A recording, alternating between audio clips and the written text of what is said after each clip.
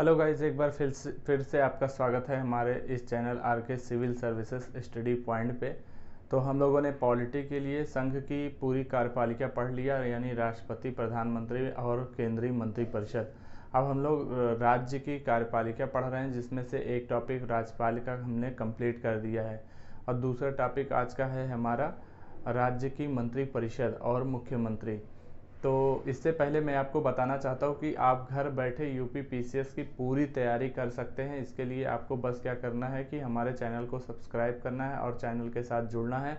इस पे अभी तक पॉलिटी की लगभग 20 वीडियो अपलोड कर दी गई हैं और पॉलिटी का बस तो 3-4 दिनों में पॉलिटी कंप्लीट करके फिर हम लोगों ने साइंस का अभी तक 6 वीडियो अपलोड किया है, उसको आप देख सकते हैं। तो फ्री में घर बैठे आप यूपी पीसीएस की कंप्लीट तैयारी कर सकते हैं। यहाँ पे आपको पूरा कंप्लीट पैकेज मिलेगा, आपको डेली वीडियो मिलेंगे और साथ ही साथ जो है हमारे टेलीग्राम चैनल जो है और ग्रुप है, वहाँ पे आप ज्वाइन कर लेंगे तो आपको डेली बेसिस पे टेस्ट मिलेगा और साथ ही साथ आपको बहुत जो इम्पोर्टेंट बुक्स हैं उनके पीडीएफ और मेरे खुद के जो नोट्स हैं वो पीडीएफ आपको वहाँ पे मिलते रहेंगे।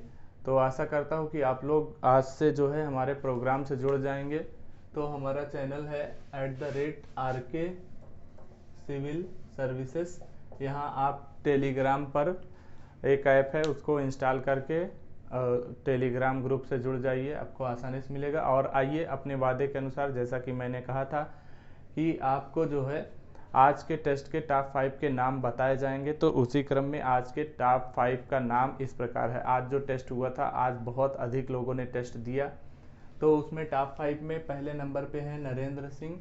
इनको जो है गोल्ड मेडल मिलता है, बधाई हो ढेर सारी। और दूसरे नंबर पे हैं दीपा तिवारी जी और तीसरे नंबर पे कुमारी सीमा जी, तो सीमा पटेल। तो ये हमारी बीएससी से ही स्टूडेंट रही हैं और बहुत लगन के साथ, मेहनत के साथ इन्होंने पूरे कंप्लीट वीडियो देखा है।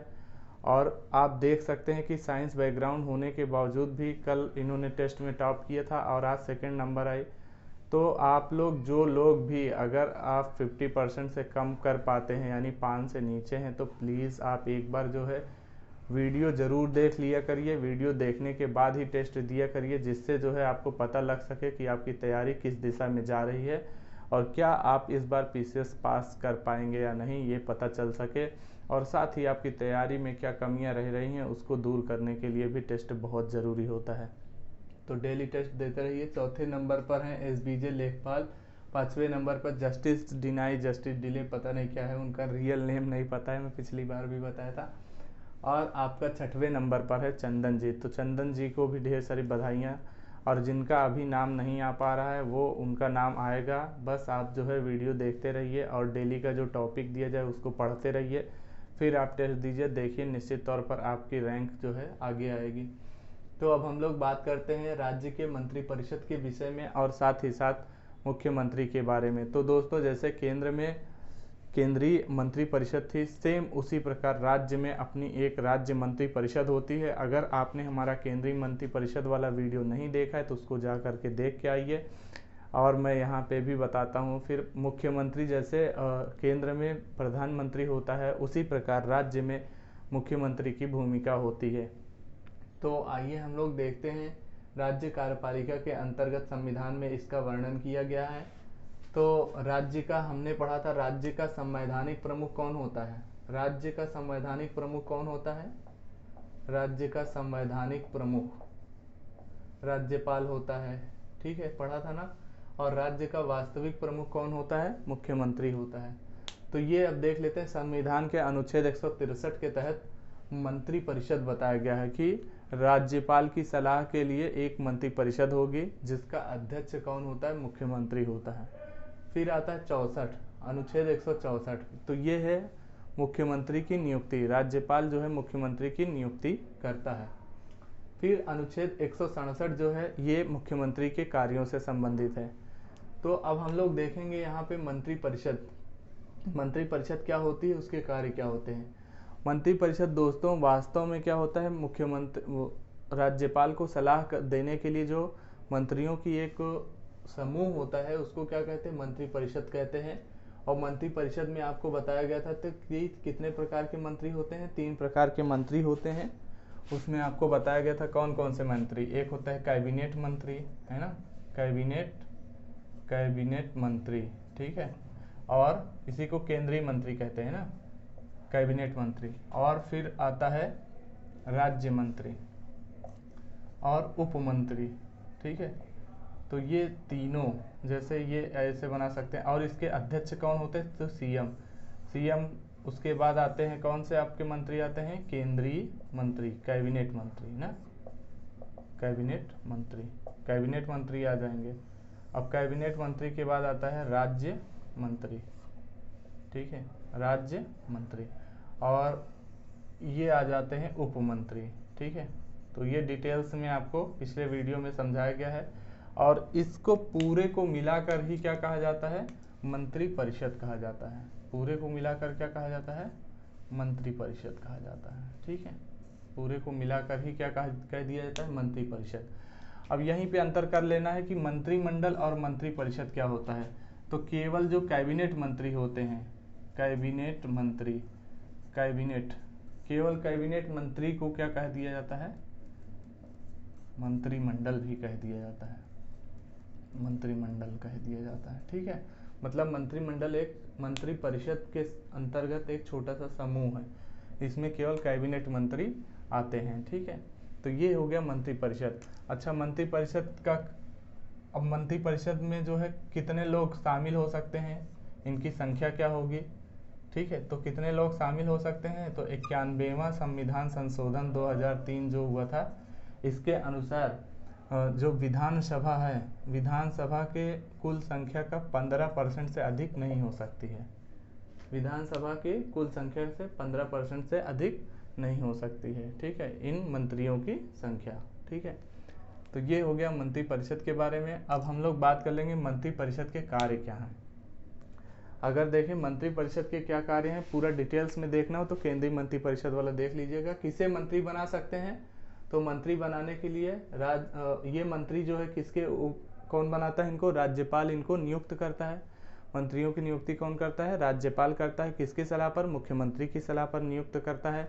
किसे नियुक्त करेगा, जो किसी एक सदन यानी विधानसभा या विधान परिषद का सदस्य हो, और अगर सदस्य नहीं है तो भी उसे मंत्री बनाया जा सकता है, बशर्ते उसे 6 महीने के अंदर किसी एक सदन की सदस्यता ग्रहण करनी होगी। अब हम लोग बात कर लेते हैं दोस्तों यहीं पे मंत्रिपरिषद के कार्य। तो मंत्रिपरिषद के क्या क्या कार्य हैं। पहला कार्य हो गया राज्यपाल को सलाह देना। मतलब राज्यपाल जो कार्य करेगा, स्वविवेक की शक्तियों को छोड़कर राज्यपाल जो कार्य करेगा वो किसके अनुसार करेगा, मंत्रिपरिषद के सलाह के अनुसार कार्य करेगा। जो हम लोग राज्यपाल की शक्तियां देखे थे कौन कौन से, प्रशासनिक शक्ति, विधायी शक्ति, न्यायिक शक्ति, ये सारी शक्तियां जो होती हैं वो किसके सलाह पर करता है, राज्यपाल, मंत्रिपरिषद के सलाह के अनुसार। और राज्य शासन की नीति का निर्धारण करता है। जो मंत्रिपरिषद होती है, आप सुनते होंगे कि कैबिनेट की बैठक हुई, मंत्रिपरिषद में यह निर्णय लिया गया। मंत्रिपरिषद का जो निर्णय होता है वो नीति निर्माण करना, और जो प्रशासन होता है, एग्जीक्यूटिव होता है, वो नीति का पालन करवाता है, ठीक है। और राज्य प्रशासन के लिए, जो राज्य सरकार के लिए जो है बजट तैयार करना और केंद्र से अनुदान की मांग करना, ये सब क्या हो गया, मंत्रिपरिषद के कार्य हो गए। अब हम लोग यहीं पे बात कर लेते हैं मुख्यमंत्री के बारे में। तो मुख्यमंत्री अनुच्छेद 164 के अनुसार मुख्यमंत्री की नियुक्ति कौन करता है, राज्यपाल करता है। अब देखिए नियुक्ति, मुख्यमंत्री के विषय में लोग पढ़ने चल रहे हैं कि नियुक्ति, मुख्यमंत्री की नियुक्ति कौन करता है, नियुक्ति कौन करता है मुख्यमंत्री की, तो मुख्यमंत्री की नियुक्ति करते हैं राज्यपाल, ठीक है, राज्यपाल। अब यहीं पे देख लेते हैं योग्यता, ठीक है, योग्यता देख लेते हैं कि किसकी नियुक्ति करेगा राज्यपाल, किसकी नियुक्ति करेगा, विधानसभा में, वहाँ पे पढ़े थे लोकसभा ना, क्यों, क्योंकि ये प्रत्यक्ष चुनाव होता है, जनता का सदन कहा जाता है। विधानसभा में बहुमत प्राप्त दल के नेता को, बहुमत प्राप्त दल के नेता को नियुक्त करेंगे। किसको नियुक्त करेंगे, विधानसभा में बहुमत प्राप्त दल के नेता को क्या करेंगे, राज्यपाल जी मुख्यमंत्री नियुक्त करेंगे।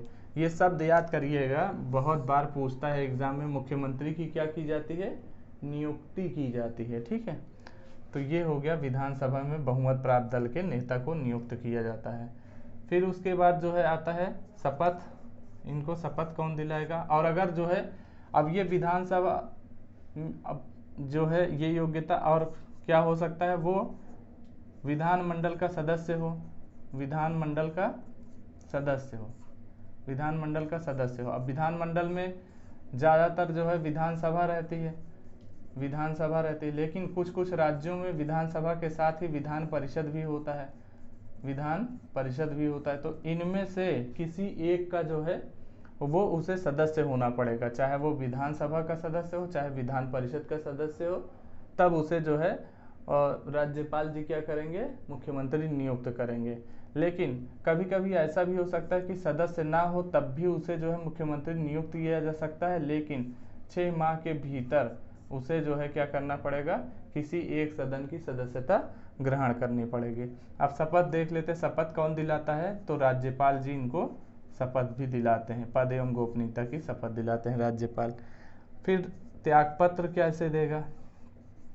त्यागपत्र जाहिर सी बात है, जो शपथ दिलाएगा उसी को त्यागपत्र भी देंगे, तो त्यागपत्र किसको देंगे? राज्यपाल को ही देंगे।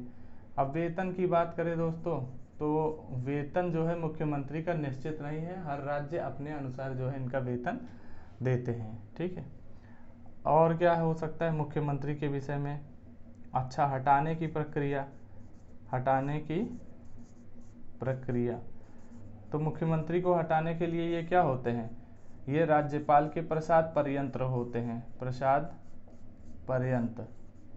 मतलब जब राज्यपाल चाहेगा इनको हटा देगा, लेकिन कब चाहेगा? जब जो है ये विधानसभा में अपना बहुमत सिद्ध नहीं कर पाएंगे। अगर विधानसभा में बहुमत नहीं सिद्ध कर पाएंगे तो इनको राज्यपाल इनके पद से हटा देंगे। ठीक है, तो ये हो गया हटाने की प्रक्रिया। अब अगर देखें मुख्यमंत्री के कार्य की बात करें, ठीक है, मुख्यमंत्री, अच्छा उम्र आयु जो है 25 वर्ष है ना, आयु कितनी होती है? 25 वर्ष। अब अगर सीएम के कार्य देखें हम, मुख्यमंत्री के क्या क्या कार्य हैं, ठीक है, मुख्यमंत्री क्या क्या कार्य हैं, तो मुख्यमंत्री क्या करता है? पहली बात तो जो है मंत्री परिषद की अध्यक्षता करता है, यानी मंत्री परिषद जो होती है, ये मंत्री परिषद तीनों मंत्रियों से मिलकर बनती है ना, कैबिनेट मंत्री, राज्य मंत्री, उप मंत्री। तो इन सभी मंत्रियों की मंत्री परिषद की अध्यक्षता कौन करता है? मुख्यमंत्री ही करता है। और मुख्यमंत्री तो एक कार्य हो गया, मंत्री परिषद की अध्यक्षता करता है, और मुख्यमंत्री की सलाह पर ही राज्यपाल क्या करता है? मंत्रियों की नियुक्ति करता है। यानी व्यवहार में मुख्यमंत्री ही यह निर्णय करता है कि किस मंत्री को कौन सा विभाग आवंटित किया जाए और उसका स्तर कैसा हो।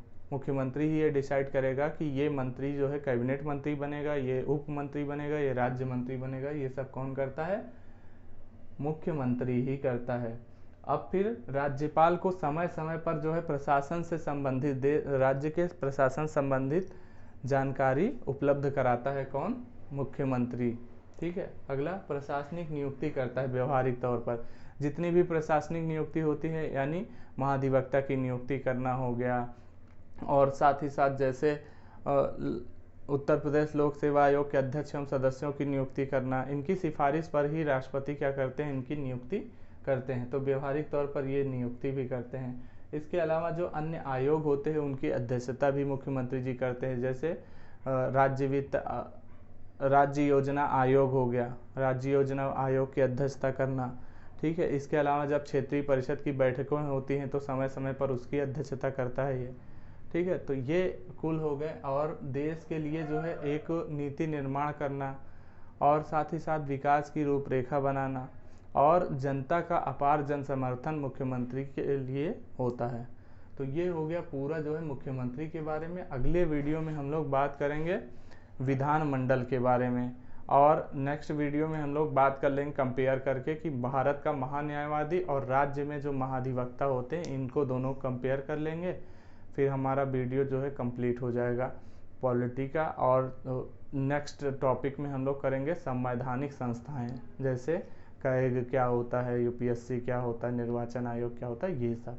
ठीक है, तो आपको अगर वीडियो अच्छा लगा हो तो इसे लाइक करना, कमेंट करना, शेयर करना। और आज का प्रश्न ये है कि राज्यपाल किस अनुच्छेद के तहत अध्यादेश जारी कर सकता है? कमेंट करके ज़रूर बताइएगा। थैंक यू सो मच इस वीडियो को देखने के लिए। Thank you so much.